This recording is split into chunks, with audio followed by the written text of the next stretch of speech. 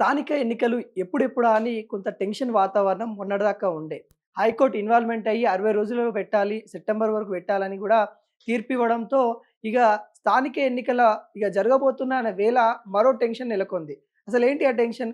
Reservations 42% బీసీలకి ఇస్తామన్న ఏదైతే కాంగ్రెస్ హామీ ఉందో దాన్ని నెరవేరుస్తాం, ఇప్పుడే నెరవేరుస్తాం అని గూడా కాంగ్రెస్ జెప్పింది.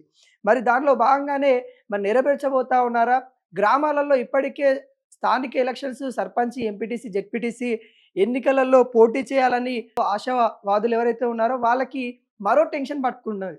ఏంటి ఆ టెన్షన్ అంటే స్థానికంగా మరి ఒక లీడరు, బీసీ లీడరో లేకుంటే మైనారిటీ లీడరో ఉన్నప్పటికీ అక్కడ ఆ రిజర్వేషన్స్ వస్తుందా? రాదా? రిజర్వేషన్ ఏమైనా మార్పు చెందుతుందా? ఆ స్థానికంగా మరి ఎటువంటి రిజర్వేషన్ రాబోతా ఉంది అనే కోణంలో టెన్షన్ మొదలైంది. ఎలక్షన్స్ కూడా ఆగస్టులో ఉండబోతా ఉన్నాయి. తెలిసినప్పటికి గూడా ఎవరు కూడా ప్రచారానికి ముందుకు వెళ్ళని పరిస్థితి అయితే కనబడతా ఉంది. ఎందుకంటే మరి మనం వెళ్తే మనకి రిజర్వేషన్ వస్తదా? లేకుంటే వేరే క్యాస్ట్‌కి సంబంధించి రిజర్వేషన్ వస్తదా? అనే ఆందోళనలో కొంతమంది కనిపిస్తా ఉన్న నేపథ్యం అయితే కనబడతా ఉంది. స్థానిక నేతల్లో భారీ స్థాయిలో ఇప్పటికీ ప్రచారం చేసుకున్నారు. దాదాపుగా సంవత్సరం కాలం అయితే గెస్టెడ్ పాలన జరుగుతా ఉంది. గెస్టెడ్‌కి సంబంధించిన అధికారులను నియమించి, గ్రామ సర్పంచులుగా నియమించి వాళ్ళ పాలనలో గ్రామాలైతే నడుస్తా ఉన్నాయి. కానీ ఇక సర్పంచ్ అయితాను అని కొంతమంది గర్వంగా చెప్పుకున్న వాళ్ళు కూడా చాలామంది ఉన్నారు. ఈ సర్పంచ్ ఖచ్చితంగా ఈసారి నేనైతాను. ఎందుకంటే ఓడిపోయినప్పటికీ ఈసారి నేను సర్పంచ్ అయితా అని చెప్పుకునే వాళ్ళు చాలామంది ఉన్నప్పటికీ వాళ్ళల్లో మరో టెన్షన్ నెలకొందంది ఈ రిజర్వేషన్‌కి సంబంధించిన టెన్షన్. మరి ఏ గ్రామానికి ఏ రిజర్వేషన్ రాబోతా ఉంది? ఏ మండలానికి ఏ రిజర్వేషన్ రాబోతా ఉంది? గతంలో ఉన్న రిజర్వేషన్స్ అవే కొనసాగుతాయా?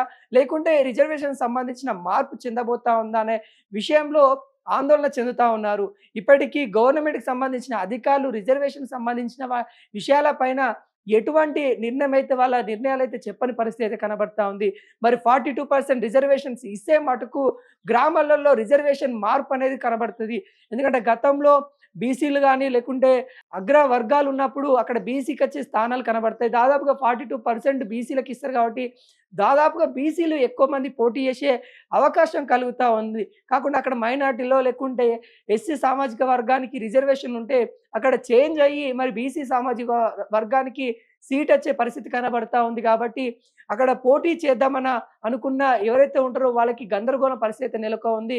ఇప్పటికీ ఎలక్షన్ దగ్గర పడతా ఉంది అన్నప్పటికి కూడా వాళ్ళ యొక్క కార్యాచరణ గ్రౌండ్ లెవెల్‌లో వర్క్ కొంతమంది స్టార్ట్ చేసినప్పటికి కూడా వాళ్ళు భయపడతా ఉన్న పరిస్థితి కనబడుతుంది. ఎందుకంటే ఎలక్షన్స్ అంటేనే కొంత మనీతో కూడుకున్న వివాదం అని కూడా మనం చెప్పుకోవచ్చు. ఆ డబ్బుతో కూడుకున్న పరిస్థితి కాబట్టి ఇప్పుడు స్థానిక ఎలక్షన్స్‌లో పోటీ చేయాలంటే ఒక వ్యక్తి పోటీ చేయాలంటే దాదాపుగా 10-50 లక్షల వరకు ఖర్చు చేయాల్సిన పరిస్థితి కనబడతా ఉంది. ఎంత ఎలక్షన్ కమిషన్ తక్కువ ఖర్చు చేయాలి, అంతవరకు ఖర్చు చేయొద్దని చెప్పినప్పటికి గూడా మనం చూస్తా ఉన్నాము. అత్యధికంగా చిన్న చిన్న గ్రామాల నుండే 10-15 లక్షల వరకు ఖర్చు చేస్తూ ఉన్న నేపథ్యం కనబడతా ఉంది. ఇంకొంతమంది ఇగ ముందుగానే ఏకగ్రీవం కోసము వాళ్ళ గ్రామాలకు సంబంధించిన వాటికి గుడులు కట్టిస్తాము, లేకుంటే మీకు సంబంధించిన ఇల్లులు కట్టిస్తాము అని హామీలు ఇస్తా ఉన్న నేపథ్యం కనబడతా ఉంది. ఇప్పుడు సర్పంచ్‌కి సంబంధించిన ఎన్నికలొస్తే నన్ను ఏకగ్రీవం చేయండి. మన గ్రామానికి 10 లక్షలు ఇస్తాము, 15 లక్షలు ఇస్తామని చెప్పుకున్న వాళ్ళు కూడా భయపడతా ఉన్నారు. ఎందుకంటే రిజర్వేషన్స్ మార్పు చెందితే వాళ్ళ కుటుంబానికి కాకుండా మళ్ళీ వేరే సామాజిక వర్గానికి మళ్ళీ సీటు వస్తే అక్కడ మళ్ళీ సర్పంచ్‌కి సంబంధించిన పోటీదారులు వాళ్ళే ఉండబోతా ఉన్నారు కాబట్టి మరి ఈ అంశాల పైన అయితే గందరగోళం అయితే నెలకొంది. ఇంకా ఇప్పటికైతే ఈ గవర్నమెంట్‌కి సంబంధించిన అధికారులు, కులాలకు సంబంధించిన రిజర్వేషన్‌లు అయితే చెప్పని పరిస్థితి కనబడతా ఉంది. కానీ ఎట్టకేలకి కాంగ్రెస్ గవర్నమెంట్ ఇచ్చిన హామీలు ఏదైతే ఉందో 42% రిజర్వేషన్ అనేది బీసీలకి పైచేయి ఉండే విధంగా ముందుకెళ్తామన్నట్టు కూడా కాంగ్రెస్ గవర్నమెంట్ చెప్తా ఉంది. ఒకవేళ అదే విధంగా చేస్తే గ్రామాలలో ఉన్న ఏవైతే రిజర్వేషన్‌లు ఉన్నాయో కొంతవరకు మార్పు చెందే పరిస్థితి అయితే కనబడతా ఉంది.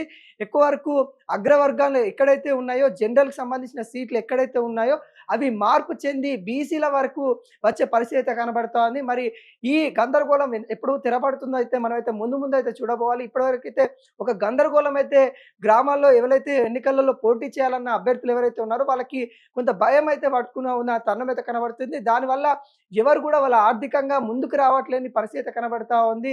వాళ్ళు డబ్బు ఖర్చు చేయడానికి వెనుకంజని వేస్తా ఉన్న పరిస్థితి కనబడతా ఉంది. పార్టీని ముందుకైతే తీసుకెళ్తారు. కానీ ఆర్థికంగా మరి సంబంధించిన లావాదేవీలు చేయడానికి భయపడుతున్న పరిస్థితి కనబడతా ఉంది. రిజర్వేషన్ సంబంధించిన విషయాలు మరి ఎంతవరకు ఉండబోతా ఉన్నాయని కూడా గవర్నమెంట్ నుండి మనకు క్లియరెన్స్ అయితే రావాల్సి ఉంది.